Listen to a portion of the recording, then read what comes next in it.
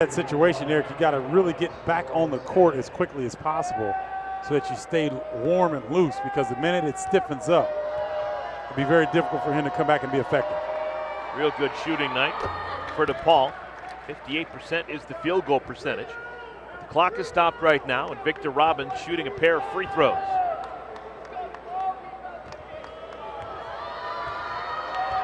The last foul before the break was on Sandy Marchuch. He now has 4. Offensive rebound, Collier lost it out of bounds. Back into the game, Jamal Reed. Reed replaces Robbins. Right now, DePaul's still in really good shape, but they've got to be able to break this pressure. Billy Garrett didn't like his odds there and calls the timeout. That's DePaul's 30-second timeout. They still have 2 more timeouts remaining.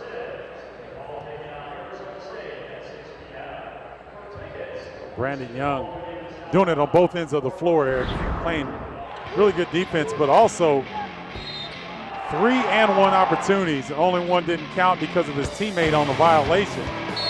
Drawing contact, being aggressive offensively, and he's also been the beneficiary of some great passes from Billy Garrett Jr. Being able to get to the rim, and you notice he hasn't really taken any shots, any jumpers that have been contested. Mostly everything at the rim for Brandon Young.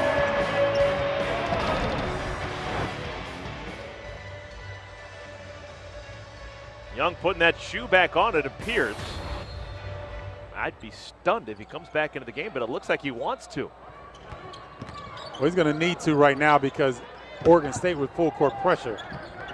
DePaul's going to be a little shaky if Billy Garrett Jr. doesn't have the ball in his hands the majority of the time. Garrett, McDonald, Melvin, Marchuch, and Hamilton on the floor for DePaul. And Melvin, another three-pointer. He's 3 for 3 from behind the arc. Good double team by Marchuch that time. Grant misses inside. Oregon State in trouble right now. 2 more! Garrett finds McDonald! Garrett now with 8 assists. And we've got a foul the other way on Tommy Hamilton. Eric, when you've got a 6'8" guy that can shoot the 3 like this, it's very difficult because you've got to bring a defender onto him. And they did in that time. And then McDonald filling in nicely for Brandon Young, filling the lane, and Billy Garrett Jr., coach on the floor. Cleveland Melvin made 15 three-pointers a year ago. He's now got 16 three-pointers already this season. Talk about changing your game in your senior season. I'm sure he had really good communication with his coaching staff to let him know that they're going to move him away from the basket a little bit. So if we're going to do that, you've got to elevate your skill set.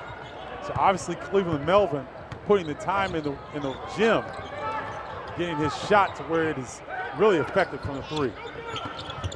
Ball poked away. It'll be DePaul basketball. 17 seconds still on the shot clock. Victor Robbins back on the floor. He replaces Charlie Barton.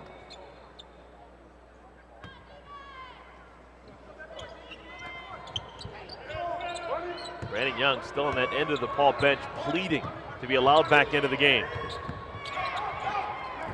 Cutting Hamilton, has it rejected by Brandt. Shot clock does not reset. There are 2 seconds remaining on the shot clock. Carl, you're doing an excellent job weak side defending with the block and no fouls. See what kind of play DePaul has here with 2 seconds.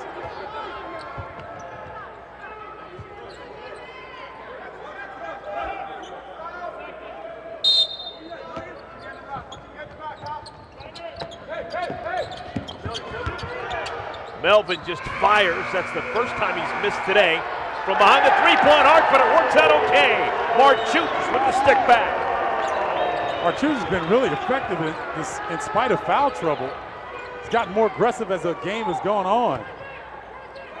5 Blue Demons now in double figure scoring.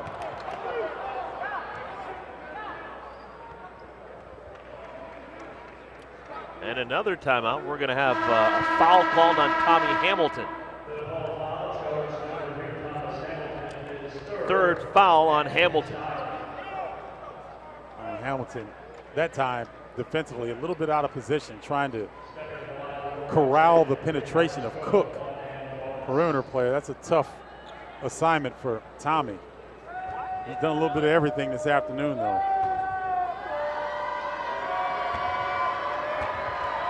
That's the 9th team foul on DePaul. This is the 1-and-1.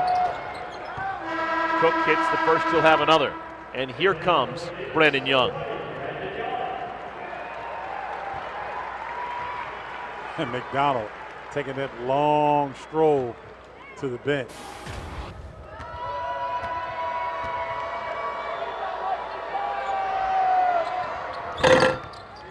Coaches were high on Alice Cook and his work in terms of getting in the gym on days off. Really is dedicated to working hard. And a turnover in the backcourt. It's going to be Oregon State basketball. Paul's done a pretty good job against the pressure. I think it's the 3rd turnover against the press here in the second half, so not a bad job, but got to limit the amount of times where you put Marchuch in the situation to make a decision with the basketball. Oregon State down by 18. They're in trouble right now. Roberto Nelson back on the floor. Beavers just hoping against hope that he can get his offense going. He's been playing with 4 fouls, but he scores, getting into the paint. 14 points now for Nelson. See full court man-to-man pressure right now. And you talked about Nelson being in foul trouble. There's only so much aggressiveness he can apply defensively. A little jab step creates room for Hamilton, but he misses the pull-up.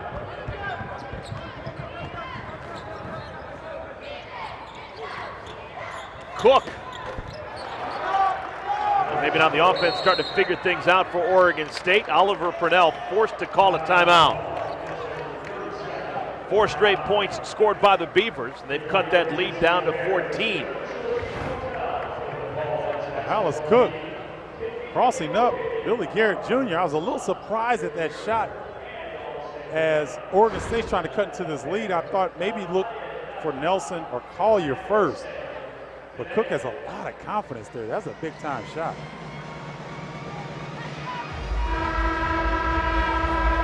Trying to show some of that St. Anthony's game.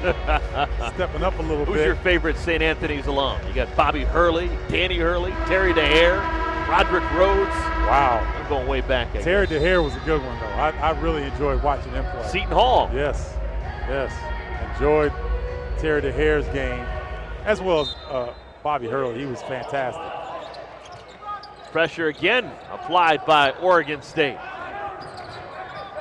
Well, Cleveland Melvin does not look comfortable handling the basketball.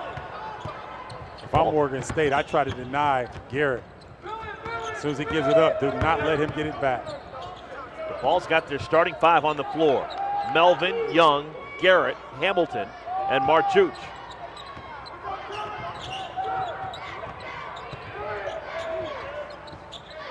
Now shot clock down to 6. Marchuch able to get the roll up the window. The offense blossoming for the senior Marchuch. A simple pass fake, Eric, set that play up. You rarely see big man do that. A pass fake at the top throws his defender. He gets to the rim off glass. Nice job by Sandy. And that ties a career high in points for Marchuch. 13 points. He had all of 12 points the last 3 games combined. Watch the pump fake right there. Collier leaves his feet. He goes right past him to the rim. Marchuch showing you 5th year intelligence on that play.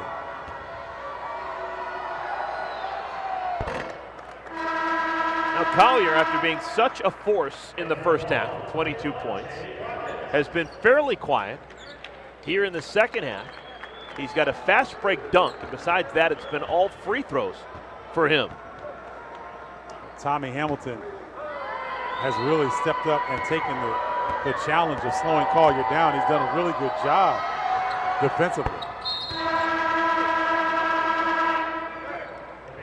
Hamilton on the bench, replaced by Crockett. Roberto Nelson back in the game for the Beavers. Daniel Gomez is also on the floor for Oregon State as they apply that defensive pressure. Both teams in the double bonus the rest of the way. And almost a turnover. Nelson diving to try and keep possession for the Beavers. Nice. But it'll be DePaul basketball. Nice run and jump that time by Oregon State. They've been in full court man-to-man. That time, Roberto leaves Crockett to come up and double team the basketball right at the half-court line. DePaul fortunate they didn't get a turnover in that situation. It's like a little moisture on the court.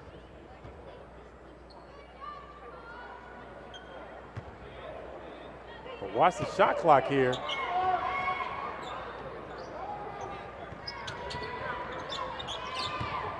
Oh, nice job by Brandon Young. And look at the calm demeanor of Billy Garrett, realizing time and situation. Leaving some clock. Garrett inside, misses with the left hand. But an offensive rebound, Marchuch loses it. And we've got a shot clock violation. No one had definitive possession, so the shot clock kept winding down, and it'll be Oregon State basketball. Timeout on the floor. DePaul trying to get to 4-3 on the year. They're up by 14.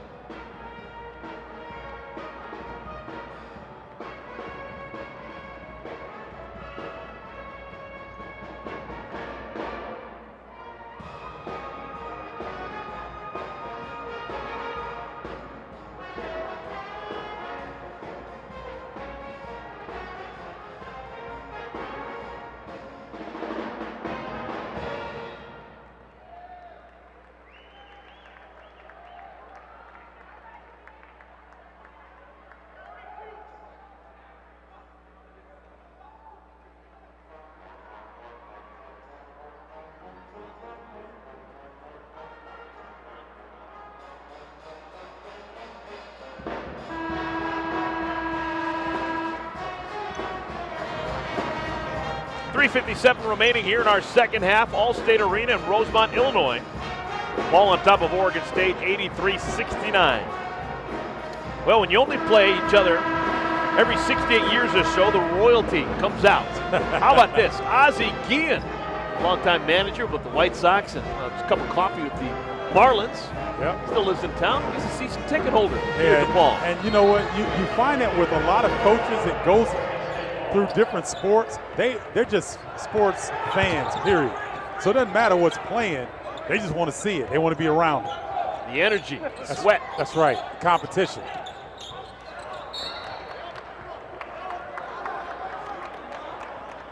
That's going to be a foul called on Jamie Crockett. I wonder if he got called Davy growing up. What do you think about that? Maybe not with the dreads, huh? I just think of Crockett, I think of Tubbs. A little more 80s, my thought process there. I got you with the white suits and everything. Yeah, Miami Vice action. I like that. Double bonus, 2 free throws for Collier. I mentioned that DePaul, their next game is against Arizona State on Friday. For Oregon State, they're going to take on Arkansas Pine Bluff on Saturday. The Golden Lions of Arkansas Pine Bluff. So I bet I could throw out most schools and you can give me their. No. No? You can't get the UC Santa Cruz? Got the banana slugs. Boy, you're good, Eric. I can't get anything past you, man. Oregon State in desperation mode for that full court press, and Billy Garrett breaks it easily and picks up his 10th assist. Finds Sandy Marchuch, and DePaul up by 15 with 3.5 to play. Billy Garrett, the numbers astounding in just his second college start. 11 points, 10 assists. Cook loses it on the way up, and Young with the run out. Score the goal, and Young hits the deck hard. What a tough second half it's been for Brandon Young. Hopefully he's okay. The degree of difficulty on this layup is incredible. He made that with his left hand away from the defense. Jumping off the wrong foot. I mean, he does some of the most unorthodox things. Oh, man, went right down. Got his feet tangled up, it looked like, with Cook right there. But, boy, his concentration never wavered. I think Young may take the rest of the night off. He's earned it. I think you're right. 21 points on 7 of 12 shooting. He's going to rest this one out for a little bit. And we're going to have Nelson come the other way and shoot a technical foul. Did they get Oliver Purnell for protesting the lack of a foul call on Brandon Young? Well, I can understand that. You know what? They actually gave the technical foul to Jamie Crockett. So not Oliver Purnell, instead Crockett.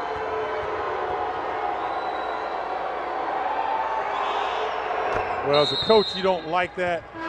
But if Crockett's trying to take up for his teammate, that's not a bad thing. You just want to do it in a better manner. There's a way to stand up for your teammates without getting after the referees. But you don't mind. I don't mind seeing that because I didn't see enough of that this afternoon from either team. Oregon State down by 16. 3 minutes left to play. Beavers riding a 3-game winning streak, but that's in jeopardy. Nelson hangs and scores. He seems to be one of those guys that have figured out the way the game's being officiated this year, there's certain spots on the floor where you're going to score. That's right. And he's not fast. He's not tremendously athletic. He's one of those guys that could be a 20-year all YMCA performer with the knee pads and Ben Gay. Because he's got that old man game, but it's so effective. With the numbers Nelson's put up in his career in Corvallis, Garrett gets inside and misses. He is on pace with the numbers he's putting up. Talk about Roberto Nelson to finish 4th all-time, as Sandy Marchuch with the energy has just been terrific tonight. Nelson's in position to finish 4th all-time in scoring with Oregon State. And that's saying something with a real nice career. All right, we've got a timeout on the floor, and we'll take this time to send you back to the studio where Rob Stone is standing by. Rob, my friend.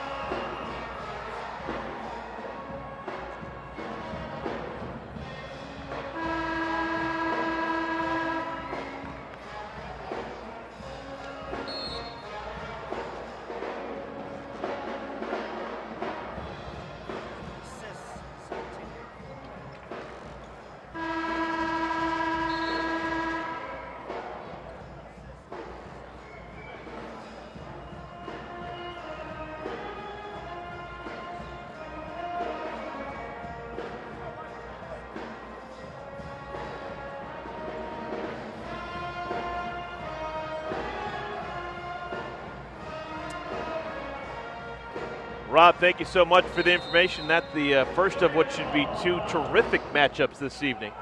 Also Kentucky in action right here on Fox Sports 1. After the timeout, Mark Chooch called for the offensive foul. One of the few things that the veteran big man has done wrong this afternoon here in Rosemont. Mark Chooch has fouled out. Ronnie Marchuch picks up foul number 5 on the offensive end of the floor. Let's take a look at the Land Rover player of the game, Stephen Bardo. Well, I've been talking about him like he's my son tonight. But he's had an outstanding game. Just the poise, getting his teammates involved, making the right plays at the right time, handling pressure from Oregon State. Billy Garrett Jr., excellent performance this evening. Brandon Young, after taking just devastating falls to the floor over the last handful of minutes, is going to return to the game. Hey, that's a Baltimore native right there. Those guys are tough. The glutton for punishment. Good feed inside. Shea Njai gets himself a chin up. First 2 points for Njai in the game, and a quick timeout called by Craig Robinson at Oregon State. Now you can expect that full court pressure. And Hallis Cook, nice job. Beautiful drop off to the big fella Njai, trying to get him involved. But you're going to see some full court man-to-man pressure like we've seen, but a lot more running, jumping. They've got to try to come up with some turnovers here. Well, we have a moment. Let's head back to the studio and Rob Stone.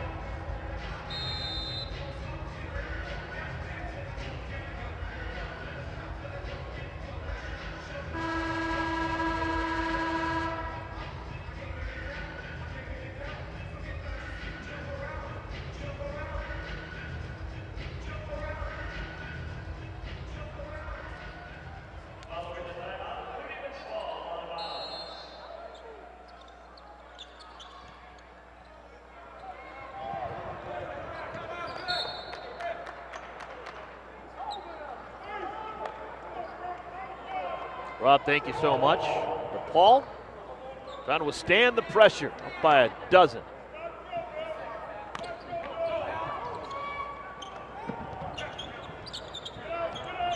Brandon Young, the vet, just stays back and posts up, tells everyone get out of the way. He'll handle the pressure by himself. Cook trying to do a good job of denying Garrett the basketball, picks up the foul.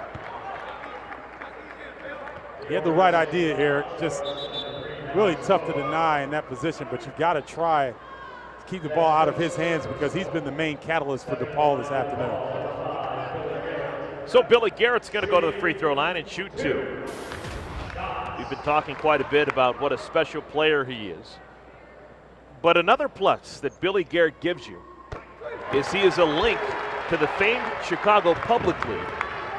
Now, over the years, DePaul sometimes has struggled getting kids out of the public league. When they play real well, generally they've got good public leaguers on the team. Terry Cummings, Mark Aguirre, Skip Dillard, guys like that back in the late 70s, early 80s. Of recent vintage, Quentin Richardson, yes, Bobby Simmons, Lance Williams. Stephen Hunter.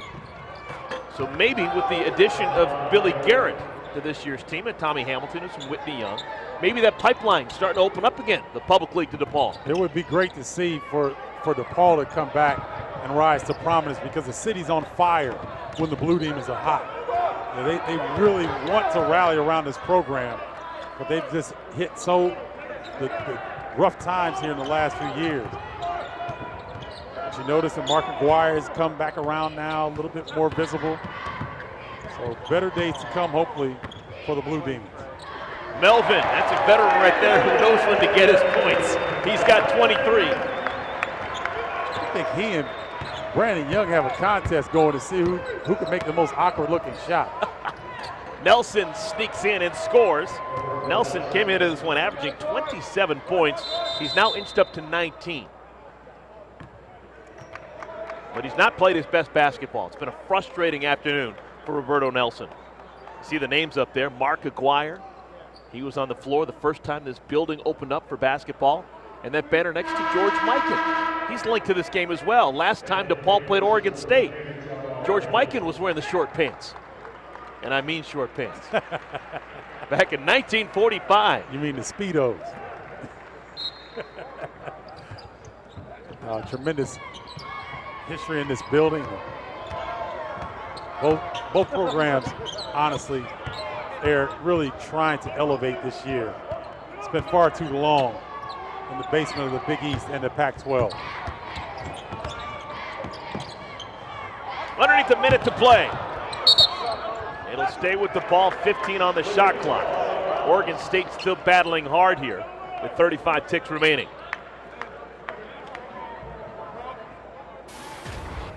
Berto Nelson came in averaging 27 points per game, just 19. He's been in foul trouble the majority of the game. And Garrett going to go back to the free throw line, fouled by Jarmal Reed. Remember what you said, Eric, that a lot of good scorers know now with the difference in the way that fouls are being called. They know how to get theirs in the paint. Seems like Billy Garrett Jr. has figured that out as well. He's got to the rim, knows how to draw contact, and at the end of the shot clock, make sure they get a positive possession.